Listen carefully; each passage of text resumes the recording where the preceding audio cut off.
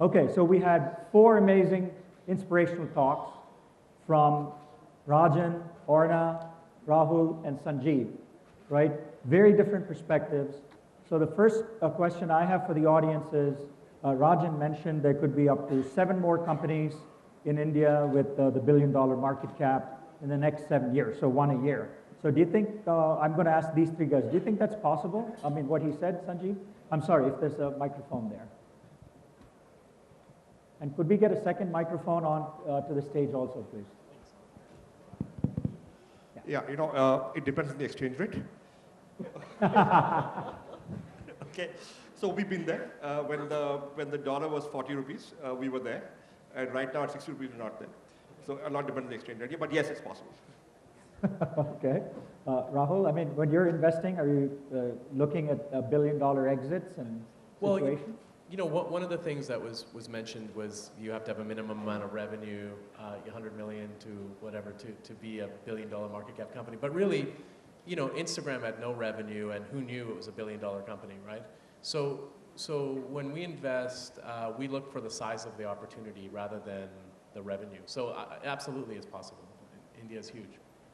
And Orna, I know there have been several companies in Israel, $1 billion exits in companies that are public on the NASDAQ and so forth.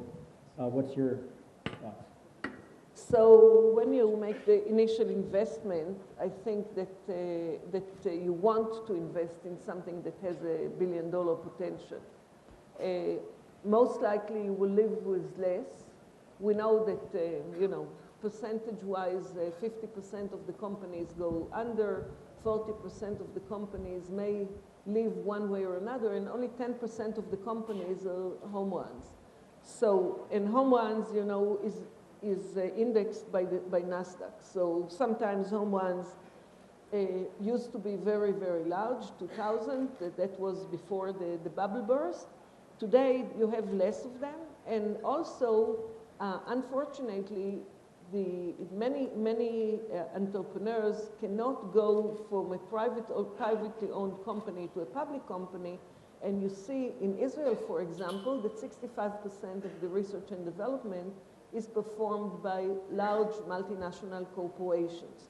Multinational corporations have their advantage because people learn in them, and when they don't get their way, they will spin off and come with a startup. But there is a gap between the small companies and the multinational companies that is not filled by large Israeli companies. However, the investment stage, you want to shoot high. There are enough options. Yeah, I just want to comment on what Rahul said. Look, if you were talking about Indian product company which is doing no revenue yet being valued $1 billion in an exit, it has to be acquired by a $40, $50 billion, $100 billion, global product company, right? Otherwise, you won't get that. And to be able to do that, to get that done to you, I mean, you've got to have traction globally, okay, and be a global consumer product, right? And I find that more and more Indian companies will be valued of revenue multiples or profit multiples or PEG multiples. It's going to be, I think, difficult to get an Indian company with no revenue being valued at $1 billion. Great. I can ask more questions, but is there anyone in the audience who has a question? Okay, microphone there, please. And please, keep your questions very short, 30 seconds or less.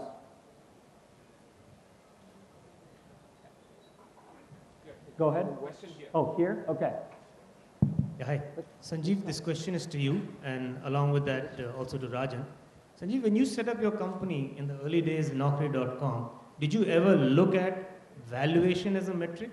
Or would you just hard bend on driving revenues? Because I hear a lot on the panel about valuation, and then associated with this the term bubble, and you've been there in the... So when we launched Naukri in '97, there was no venture capital. We had to break even to survive. And so we focused on revenue. And that is, we bootstrapped for 3 years before we raised venture capital. And we raised venture capital more or less as an accident or as a response to competition raising venture capital, not that we wanted to do it. So yeah, we are very, very bottom line and top line focused. So and that remains with us. So should we in India talk about a metric of revenue rather than a metric of valuations? If you're raising money, valuations is useful. Okay, but yeah, on an operating basis, at least internally, we are very, very focused on not even revenue, on collections, right? We look at cash. We look at cash. Yeah. Rajan, can you comment on that question also, please? Evaluations versus actual. Yeah, I think if you're building a startup, absolutely. I think the most important thing is to focus real problems for real customers, and then ideally get paid for it and get paid a lot for it. So, I think valuation is an outcome, right? So I think I spent a lot of time talking about billion-dollar valuation companies, but that was the topic. But I think if you're building a startup, the most important thing is solve a real problem. Ideally, as Rahul said, it should be a real big problem, and then get paid for it. And in India, especially, if you're selling to businesses, you can make only money one of two ways, right? Either consumers pay you or businesses pay you.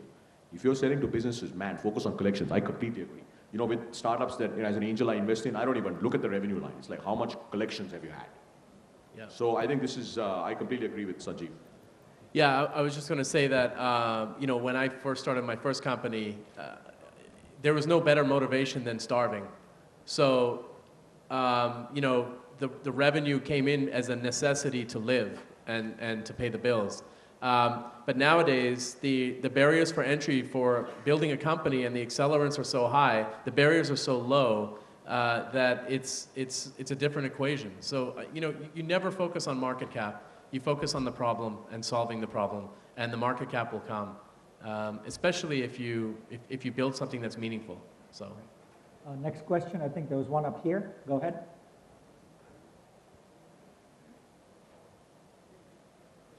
Shout it out. Okay, yeah. My name is Ruben, and we founded something very cool called Orna. This question is particularly for Rajan. Most million-dollar companies which come out right now, they have an initial burn period where you get a lot of users on board, and then finally, when you go in for the kill, you make a big kill, right? So, what are your thoughts on investor mentalities towards companies like this, which have an initial burn period of, say, probably a year or two? I have no idea. You should ask the investors. Rahul? Well, I will just say that when you talk about burn, it depends what you're burning it on. If you're burning it to pay yourselves an income and you have no users, that doesn't count, right? And so, why are you raising money? Are you raising money to pay yourself an income? If so, go get a job. But if you're raising money because you need growth and you have traction and you're showing user traction, then it's a different equation, and investors will look at that seriously and invest. Yeah, I agree. And see, 1 or 2 years of burn doesn't sort of scare anybody. But if you're burning on investments, it's fine. If you're burning on expense, it's not. Next question. Go The ahead. only thing I would add is, Eric Schmidt, who's our chairman, says, revenue solves all known problems. Hey, by the So way, get revenue. with the questions, maybe just line up here for questions. or- That way the microphone guy doesn't Yeah. have to chase you around the room. Yeah, Yeah? if you could line up, that would be much better. Go ahead. Yeah, sorry. I just want to add to what Rajan said. Look, what we always tell startups that come to us is that the customer's money is always better than the investor's money, right? Because if the customer's money comes in, and it comes in repeatedly, it means you have a good, viable business, right? And then the investor's money will come in if you need it, because you have a viable business. But if you get the investor's money, it does not necessarily follow the customer's money will come in. Okay, go ahead. My name is Vijay. Terrific panel, given great insight within 1 hour. My question is, a lot of billion-dollar company entrepreneurs are sitting here. They are very, very shy, probably like Mr. Narayan Murthy, right? So now, is the ecosystem really geared up to go identify them so that people don't get really very old and then they don't get married, and after 60 years, they identify you are a great entrepreneur, okay? They could have been as well identified much, much earlier. And Sanjeev, No. So if you're asking, look, when I look at the number of angel networks out there, when I look at the number of, platforms like this one or like TIE that are there, look at the number of venture capitalists, the amount of venture capital that's there, I don't think venture capitalists are leaving any stone unturned to look at a company. Right? Now, they may or may not invest in a company. They may pass a company. It may turn out to be good. That's a different story. But I think there is at least enough engagement happening, at least enough people doing it, that, look, you will be seen. Just let me set the ground rule here. I flew in yesterday morning. I'm completely jet lagged. If you ask a question, please asked the question. I didn't understand the question. Sorry.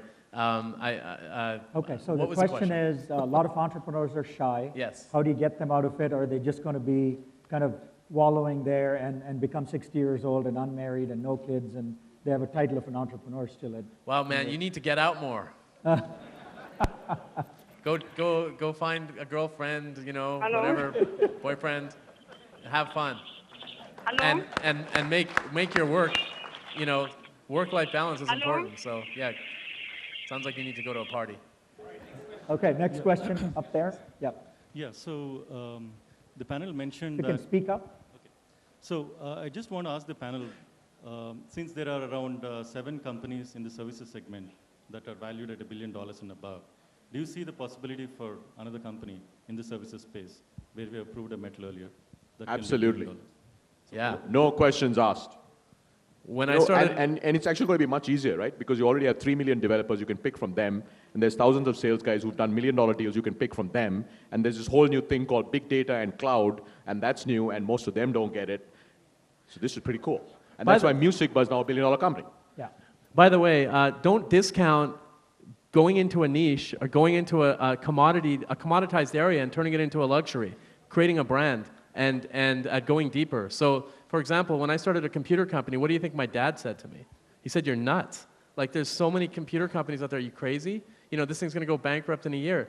And so, you know, it almost did go bankrupt in a year. And basically, we just had to think about focusing on a niche and building a luxury. So don't always think that scale is everything and, you know, like getting billions of users is important. It's not always important. If you have a really curated product and you're charging a premium for it, that's awesome. That's a business I'd love to invest in. Orna, can we get your perspective from Israel? I mean, what do Israeli entrepreneurs think of when they start companies? What's the motivation? Can you shed some light on that? And you need a microphone. I have a microphone.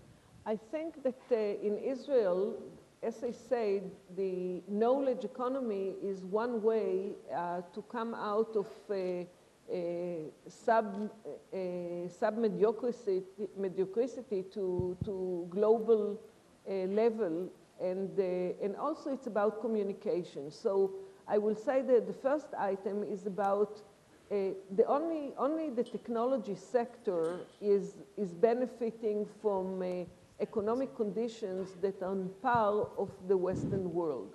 The rest of the economy is not in that shape whatsoever. And I think it's the same here.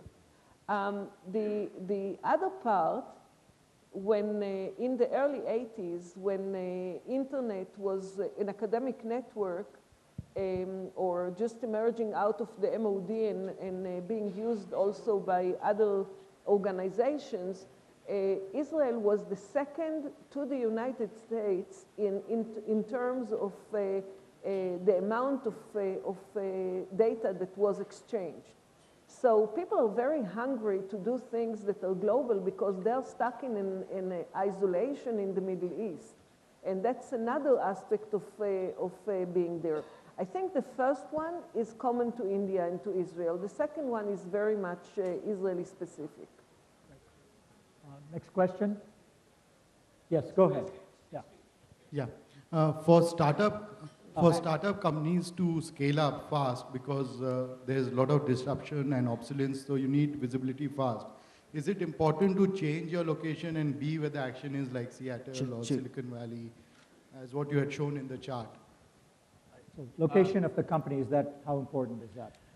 Well, location of the company is based on where your customer is, right? And so if you're trying to solve a local problem, you want to solve a local problem where you want to go.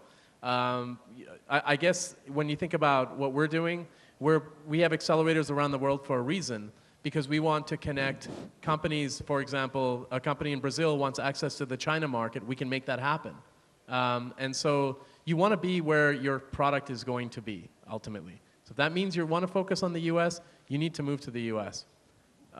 It's something that I would say, if you understand this market more, you might reconsider that and build something here first, get an exit, get your feet wet, and make some money before you move to the U.S. and try doing it again. But, you know, it's your choice. Go ahead, yeah. Yep. My question is for Mr. Rajan. Actually, my question is a bit away from the topic of making a billion-dollar company. My question is, what is scope you find for mobile payment space? Because you were talking about mobile payments, mobile transactions. Because we have seen many big companies are coming into India and enrolling for mobile payment system, bringing some new payment system in market. But still they are not able to cope up with market. They are not that much successful. In many cases, they are not able to receive payments from customers. So what scope you see is in Indian market? Whoever solves it will be a billion-dollar company. So what? I mean, I don't know. If I did, would I be here? No, seriously. Yeah, I'd go to Sanjeev, I'd get funding, I'd go to Microsoft, and I'd be all building the next. It's a hard problem. It's an awesomely huge, hard problem. So you're right. Lots of companies are going to try, somebody's going to figure it out. And that's the great thing about innovation. So I'm sorry I don't have the answer, but truly if I did, I wouldn't be here. Okay, so I had a question You for would be this. in a Yeah, different position. I had a question for this group, right? So China has its own payment system because they didn't want to be beholden to the US, to Visa, MasterCard, cutting them off and so forth. Is India contemplating that kind of an approach where there's an Indian card system that is not beholden to another country? Can you, there is one, and can you amplify on that? Is that part of this challenge? That's his question. Okay. Okay. All right. Question here. I mean, Indian banks have got together. This Indian banks have got question together and they have something. Question to Rajan. You're talking about the huge domestic markets. My name is Badri. I'm from Chennai. How about the local language issues? Is that going to be figuring in the overall game plan of companies who are looking at solving Indian problems? It's not just the English speaking and the English literate community that's having the problems, but also the people at the Aam Aadmi level who speak different language other than English. So what's your take on that? I think look, basically only 150 million Indians speak, read and write English, and what about 1,500 of them are here? Right. So we are already beyond the English speaking population in the internet, because by December, India is going to have 200 million users, right? We're on track, we're almost there actually. So basically now we're into the territory of Indians who don't read, write, speak English well. In fact, the fastest growing sites, if you just look at pure traffic, it's vernacular news sites in India today, right? So clearly we are already in that zone. Now, why has what we call the Indic web, you can call it the vernacular web, not happened at scale yet? And there are really three issues, right? And there are a lot of companies trying to solve this. The first is access. Unlike in China, you know, Hindi keyboards or Tamil keyboards, they just don't work as well, right? So either access is going to get solved through voice. That's why I said voice, I think, is very, very interesting. Or handwriting or something like that. So access input is a big problem. The second is, you know, there's a problem around high quality open source fonts. I think that will get solved in the next year or so. So today you have proprietary closed fonts and they're not very high quality, and that's a problem. And the third one is there isn't enough local language content. Now that third problem will get solved because there's enough offline content, whether it's in Hindi or Tamil or whatever, different languages, that will come onto the web once problems 1 and 2 are solved. Because monetization today is happening. Digital advertising in India today, search, display, and classified, put together is about 800 million. So there's enough money, and that number will go to 1 billion, 2 billion, 3 billion, whatever. So there's enough money where publishers can make, where it makes sense for them to get content. But these three, the first two pillars have to be solved. And if you ask, you know, a company like Google, what's our number one focus, is how do we solve this access problem, right? Because solving that is actually non-trivial. It's not as easy as in a country like China. I don't know, Sanjeev, you want to? Yeah. No, I think Rajan said it all. I was going to say some of the same stuff. I think India does not have a local language computer using environment, whether it's local language OSs, whether it is local language keyboards, a local language MS Office, or any other utility. And also, you know, typically many businesses, you know, computers are used mostly by businesses and now at home. And the language of the type businesses that use computers is usually English, right? And therefore, India has built this sort of cocoon around around users of computers, which is largely English. And the truth is that a search engine like Google is irrelevant in a local language in India simply because there isn't enough content to search, right? So it's a chicken and egg, and I don't know when and how it'll get solved, but it might be games, might be Bollywood, might be audio, video, voice, I mean, whatever. Hi. Oh, sorry, one here, and next we come to you. Hello. Yeah. Okay. This question is for you. You asked a question, how many of you are focusing on a Fortune 500 clients? For a bootstrapped early stage companies, considering the longer procedural sales cycles, what tips do you have in addressing that part of a market, in overcoming the sales cycles and the burn rate and the spend that involves?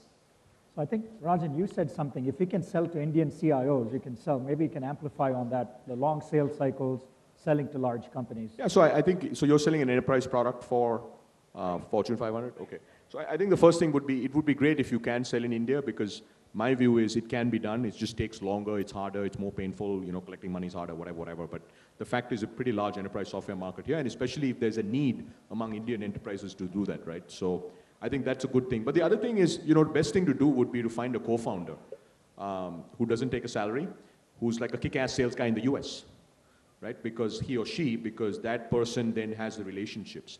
Otherwise, selling to the Fortune 500, like angels aren't going to give you money, for sure. VCs, they want to see like all this traction and blah, blah, blah and all that. So that's going to take a while. So the best thing would be to you have to find a co-founder who's ideally there, who's got those relationships, or somebody who's willing to come in and, do a sweat equity kind of thing to do it. Otherwise, it just takes, it's hard to do, right? My only thing is, I think today, given the, very evolved SaaS ecosystem that's developing, right? If there's a way to kind of, I don't know, depending on, I don't know what the product is, but if the product can scale to, let's say, mid-market and SMB, you can actually use digital distribution today to get, paying customers, right? And I'm actually quite surprised. It's amazing. In the last 6 months, I've been turned down by, I'm an angel investor, and I've been turned down by 6 startups. They don't want to take money from anybody. 4, 5, 6 engineers.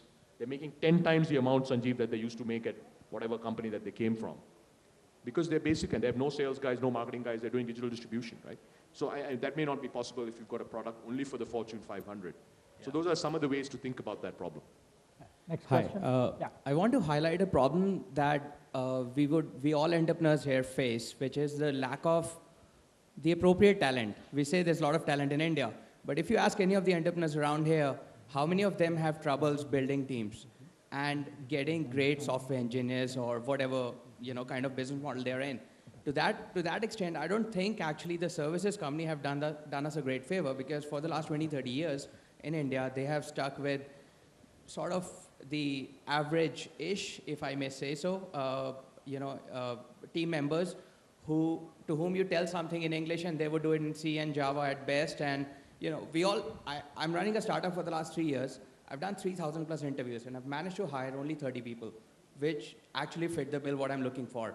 So I think one of the challenges besides the India-Pakistan nuclear war, as you mentioned, in Indian companies going ahead is the lack of qualified engineers coming out. There are millions of them, many of them don't get jobs, but many of them are just unemployable.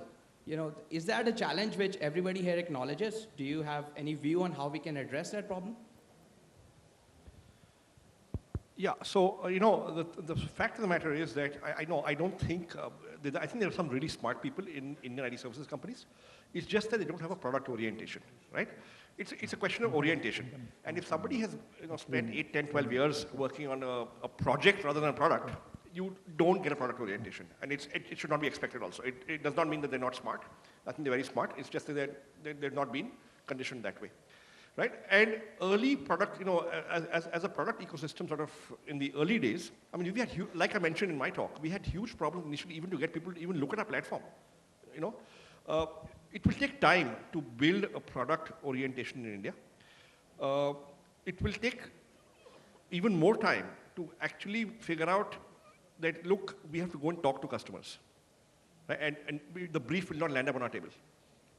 Right? You have to develop the brief yourself by understanding the unsolved problem, by talking to customers. And to a large extent, the responsibility lies on the entrepreneur in early stage product ecosystems that, look, I will understand the consumer, I will build the brief, and I will be the product guy. Okay, and make it happen. Over time, I'll build my own culture. The second is about attracting talent. Today, Naukri, Info Edge has got 2,500 people, and there are another 3,000 people in the companies we invested in. But initially, till the first 500 people, it was really Hitesh and me who were the personal glue in the company. That, as an entrepreneur, you have to be the kind of person whom people want to work with. So it's your responsibility to ensure people want to work in your company. And it's your personal networks you will use and your friends' friends to hire the first 2, 3, concentric circles of teams. And I think every entrepreneur has to understand that when you're running a 30, 40, 50, maybe even up to 100 people company, it's really you have to be a personal magnet for talent. It's your responsibility. I was just going to say that what you're referring to is basically the signs of an ecosystem that needs to mature. There's plenty of events. There's tons of talent in India. There's lots of places you can go to network and build teams. Something else to consider is entrepreneurship is starting at a much earlier age now. People in grade school are deciding they want to be entrepreneurs later on in life. And so parents need to be supportive. The school systems need to start teaching entrepreneurship. Right now, the school systems are dying institutions, many of them, and they're not teaching the right sort of skill sets to the up-and-coming entrepreneurs. So there's a lot of things that need to change, but I would say, there's a lot of people in India, man. There's a lot of smart people here. If you can't build a team, you're doing something wrong. You need to be able to inspire them. And you need to be able to like Sanjeev was just saying, it's your responsibility to do that. And if you can inspire people, they will surround you, and you'll find them. Yeah, I would add a couple of things. First of all, it's all about connecting with the right people, but one element in the right people that I think is very important is the mentoring.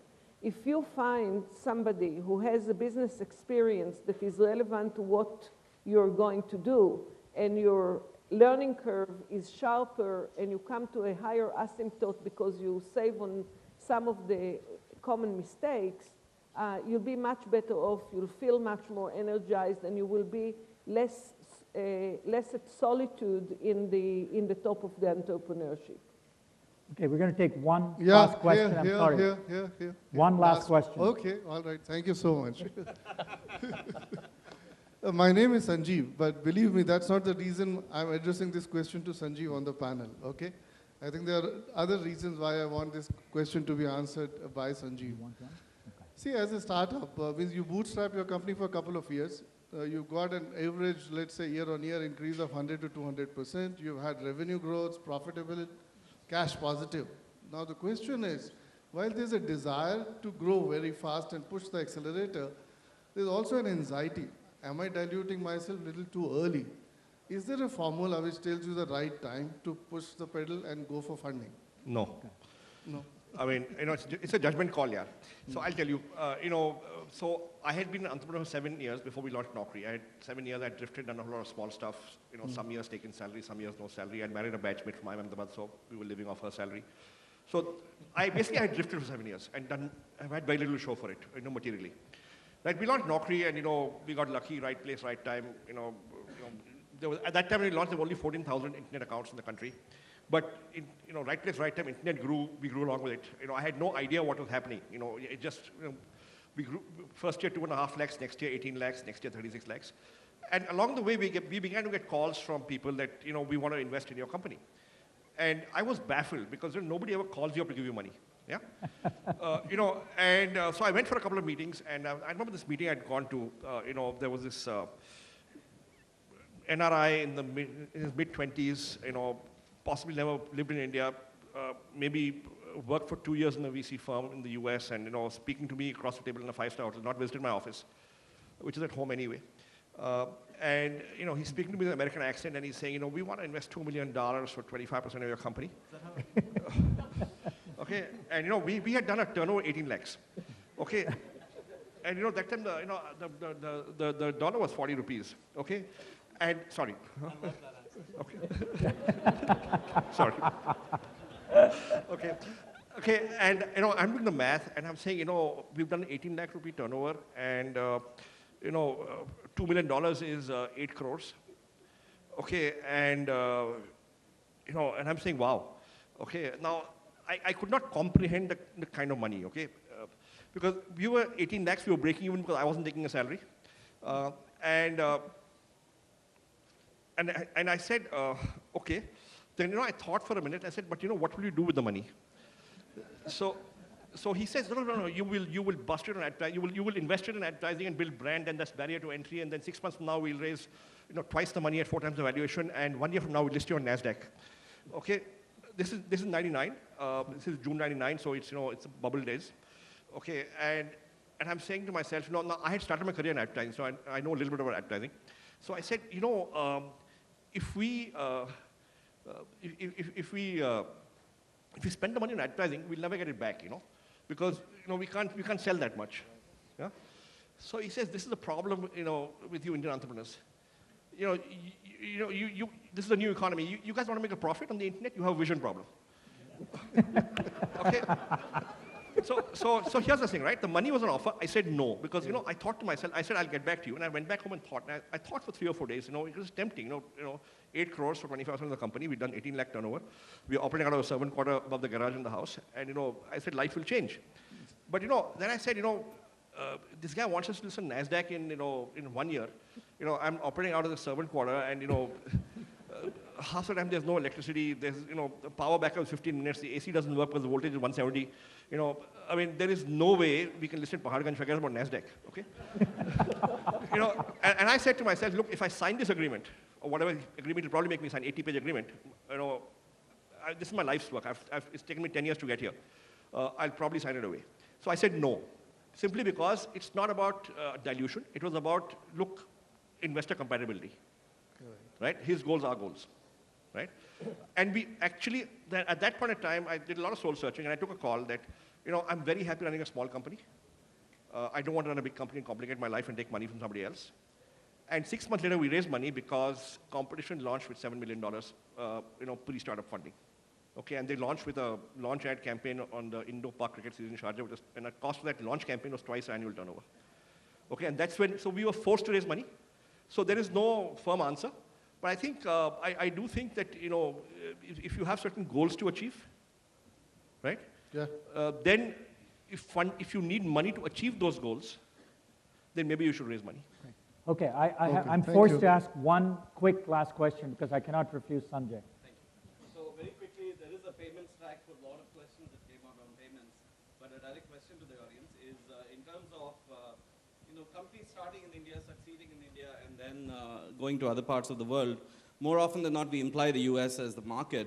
But what about other markets like India, such as Indonesia or a lot of parts of Africa or Latin America?